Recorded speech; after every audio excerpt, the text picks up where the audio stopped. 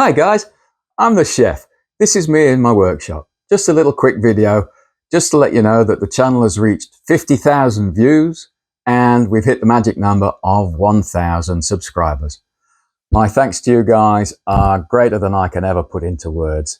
This is a real double milestone for me. I didn't think this channel would do this when I first started it, but you guys have managed to prove me wrong. Thank you. That's all I can really say. I do have one other little bit of housekeeping I'd like to get through. Through time, I've seen that a lot of subscribers have joined in and then disappeared. I see this on the YouTube analytics pages.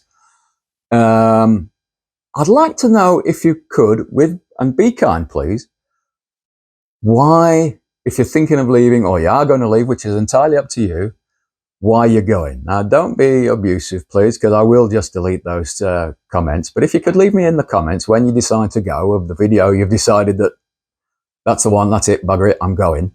Can you just leave me a little note? I am a newbie to this. I'm not an engineer. I'm a chef. It's no joke. I'm a professional chef working long hours and short nights and 7 days a week, public holidays, all that kind of thing.